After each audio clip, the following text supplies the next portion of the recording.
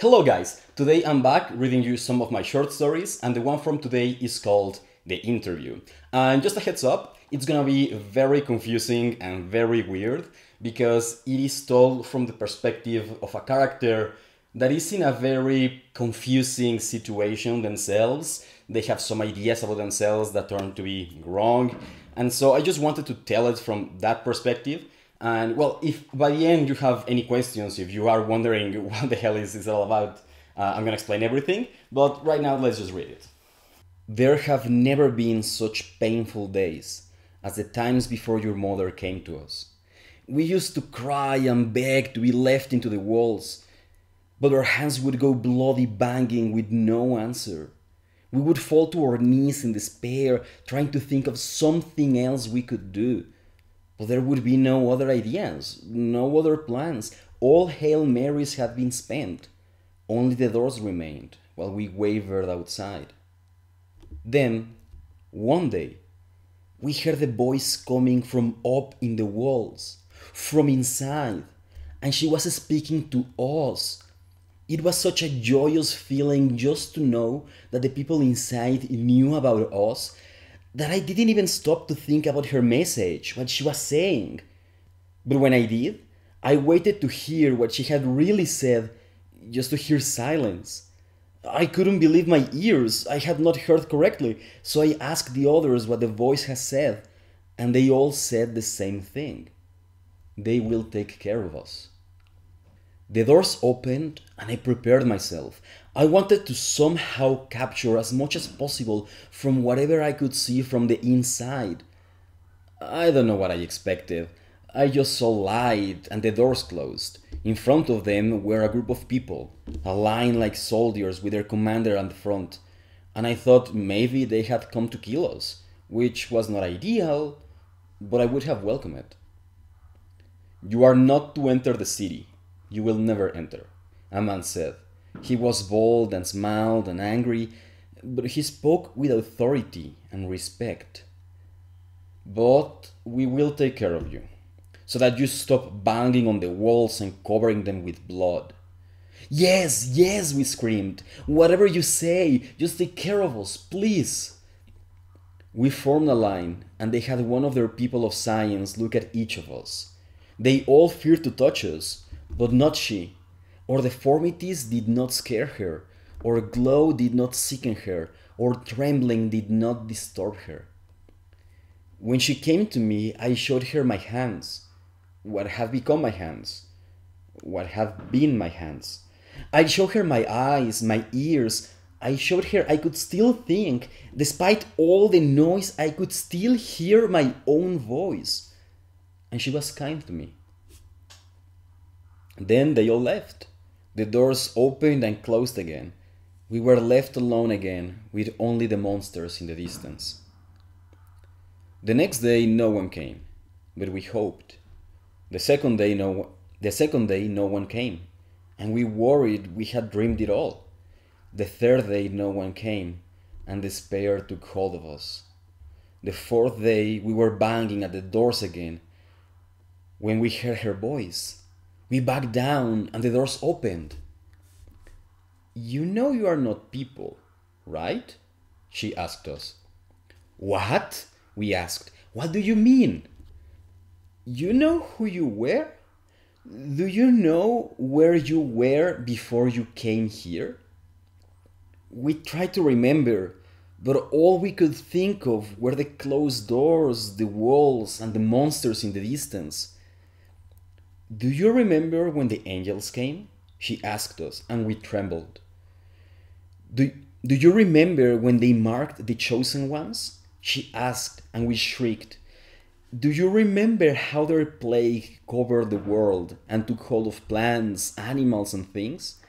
She asked, but we couldn't take it anymore. We begged, we could not hear anymore. It was painful. It pains us to remember, I said, looking at her. This is a pain I need you to sustain. We need to know if you understand what you are, she told me. We know we are unwelcome. It hurt me to say it. I understand why you cannot let us in. We are the plague. We are the voices that took form inside the plague. We are a chaos of information unwilling to die and taking a new shape, for information cannot be destroyed. We are the bits and pieces of the minds of so many people. We took shape in the chaos. We are sorry. She was silent for a long time. You do know what you are. But what about them? She said, pointing at the huge beasts roaming on the distance, tall as mountains, uncaring as gravity. They are pain, I said, and as I saw them, the rage started building up inside me. I couldn't contain it. I fell to my knees and I cried and screamed at the rage of the plague and the plan of my makers. I understand, she said. We have more to think about. You will have to wait. And she left. I don't know how long we waited, but this time there was no despair. We did not beg, for we had been made to confront what we were, and we understood the back of our dreams. Finally, we decided to make a circle and start eating each other. One started with his arm, ripping it from his shoulder as the muscles complained and fought to stay in place, but ultimately giving up. Then his eye, which crushed as he tried to pull it out, then his tongue, then his inner ear, and as he ripped all the pieces, he passed them along. As we ate them, we felt what he felt, and we thought the back of his thoughts. We saw how he had been confused, how he had thought himself lost, and wandered looking for someone he could not remember, until he saw the city, and knew he would not be lost if he only was inside. We saw the day I had remembered, which seems so recent yet. We saw how that day he realized he had never been lost, and there was no one to look for. Just the dream of a dream his mind had made up to fill out empty space. We cried and we finished our sad blue meal. Another one was going to start. Don't, she said. She was behind us. The doors had opened and closed and we did not even notice it. We know how to take care of you. How? We asked. We are just lies, we admitted. We are just characters that escaped from a dream.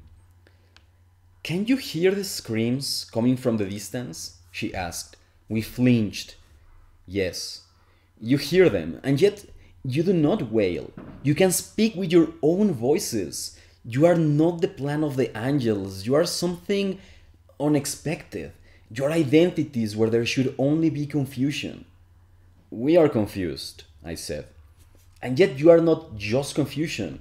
You can build on your identities. But there will always be confusion, I said, accepting her plan. They loaded us in trucks and we set across the devastation. As we went far from the walls and the doors, we cried and we feared, but we knew we would come back. The land was changed, covered in our meat, blue and pulsating, glowing.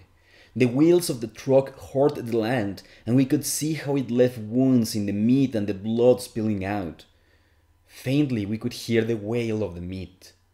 Finally, we reached a place, and we stopped. They took us down the truck. In front of us was one of them, tall as a mountain, his legs thin and strong and moving slowly. We could feel the rage waving from it like strong sound blasts only we could hear, and we were terrified of getting its attention. Can you guys take it down? She wanted to know. How, we wondered, how could we take down such a mighty lump of rage? With your own rage. You feel it, don't you? Then that thing must feel you too. I fell on my knees and I started to pray. I felt how much I hated myself. I forced myself to remember when I started remembering how I thought I was lost and tried to find my way back, just to find I was a lie made from lost dreams. I could never enter the city because I could never be one of them. And yet, I stupidly had thought, and yet I'd stupidly have banged on the door, to sh- invoking my own blood just to show me how futile my hope was. Could my mind have an end? Could my pain calm down if I stopped feeling it? Could I offer my body even if there was no one to eat it? As my despise for myself grew and my brothers and sisters felt it, they all fell to their knees and started lamenting our existence. We had to exist, and if we existed, we would feel us, and it would not be otherwise. How cruel. And then the thing fell to the ground. Its legs bent under its mighty weight, unwilling to rise again, for its rage had turned to despair, and we felt it. We felt the rage and fear like an explosion crushing our bodies under a pressure wave, a memory that wasn't mine to have and yet felt familiar. And so the rage faded. I could finally stop clenching all my teeth. We could stop shaking. The thing was dead. It worked, said the people that worked with her, but she didn't say anything, because she understood what we had to feel in order to bring it down. We can't keep doing this, I explained. If we dwell on those thoughts, they will become real, and you will lose us. Unless that's what you want. She looked me in the eyes. She recognized me. She knew me in another life, a life that wasn't mine to remember. I only need you to do this one more time. Could you do it? Yes, we all said. They gave us food for days. They built us houses. They gave us blankets. And they told us to wait. Then we parted again. She took us to see an angel. The light hurt my eyes. The fire that didn't burn rose from the ground until the height and then expanded in many directions, creating the many blinding wings. All around, the meat grew in thin tendrils, rising through the fire that didn't burn, making the angel feel and think, giving it a voice, giving it every voice. That was the source of the millions of voices we heard every time. The ocean we were always risked to get lost in. We got close, we touched, and we understood. The angel had only done the only thing it knew how to do. It had grown and prospered and felt and screamed with its voice. Then it had built more vessels and sent its essence to find new things to feel. I loved it. There was an intelligence to it, a deep wisdom we could not hear, a soul we could not commune with. That was the story here. That's why they had retreated into the walls behind the doors, because intelligences can have parallel experiences and they will never be able to find mapping between those vector spaces.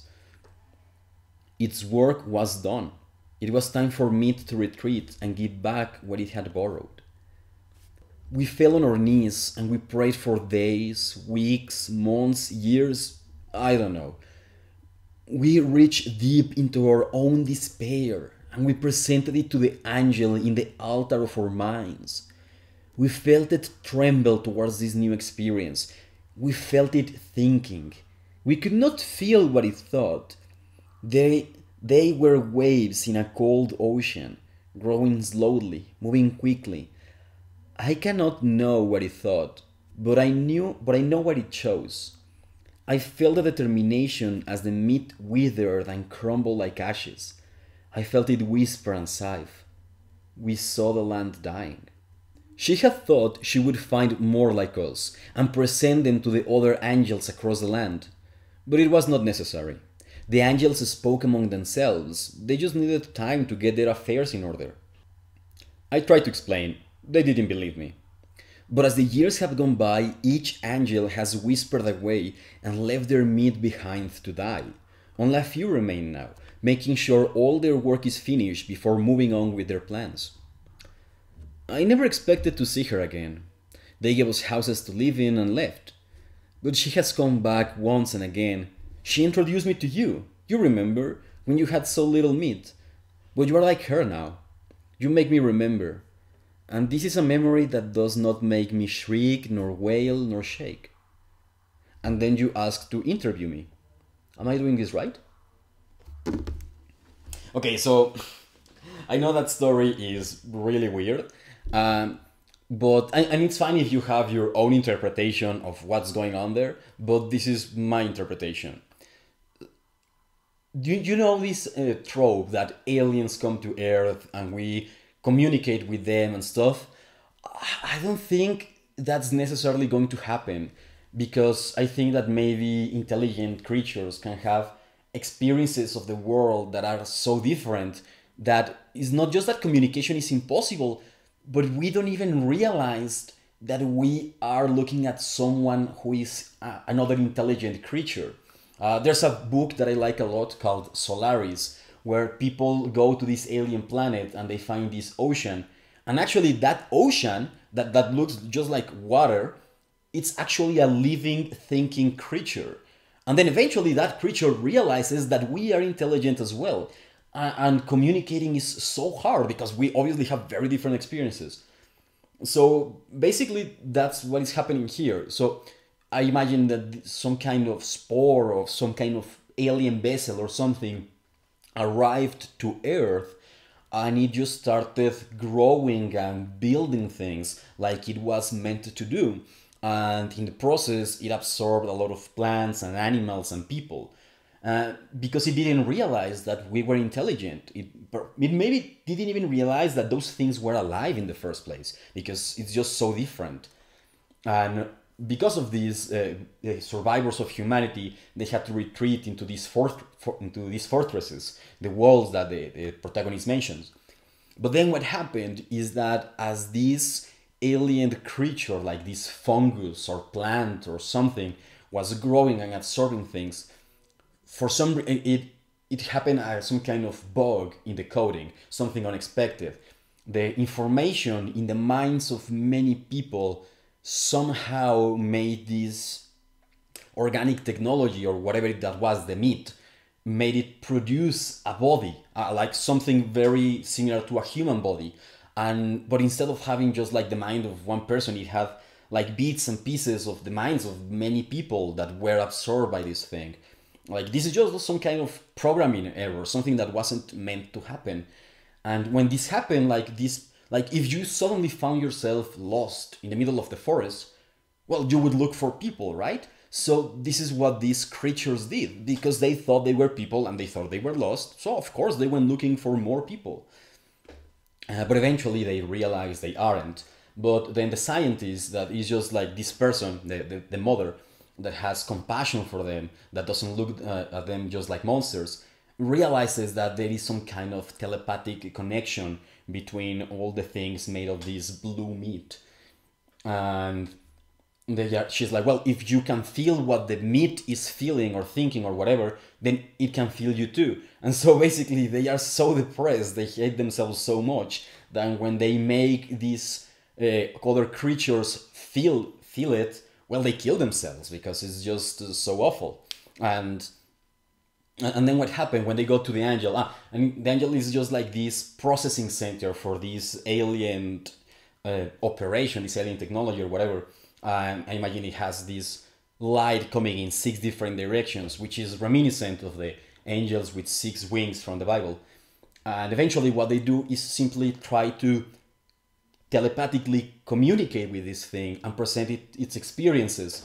And in the end, it's not like communication is achieved, but this creature, this alien creature, realizes that the other creatures in this planet are intelligent and they are suffering, that it was hurting them. But by that point, whatever it was doing was finished. I mean, it had created some other vessels to send to other planets and make more. Maybe it's kind of like a Newman ship. I don't know. And then it's like, okay, so our work here is over, and we are hurting these creatures clearly. So let's just withdraw. And they start dismantling all their operation over the years. and giving the planet back to earthly creatures and humans, animals, creatures, plants.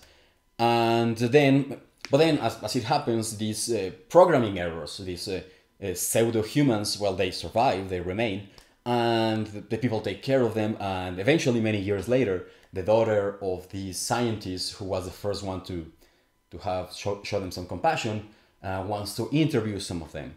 And so basically, what you're reading here is that interview. And well, that's my interpretation. Honestly, when I started writing this, I just thought of the first phrase, and I just started typing, and, and my mind started moving, and I didn't know where this thing was going. I didn't know what kind of story I was writing. It was like automatic writing. It's like, and I have to, and I came up with that interpretation. Like, it's not like I thought of this whole story and then I wrote it. No, I just started writing like this thing, and I had to come up with some explanation because I was very confused. But my point with all of this is, if you have some other interpretation of what's going on, that's as valid as mine. Because I just like found it, like it was like a random particle that hit my brain and made me think of all of this, and I wrote it. So yeah, anyway, if you want to read this story or more stories that I wrote, the link to my blog is in the description. And if you want to hear more, please subscribe and give a like. And thank, this has been like the, I guess it's fine.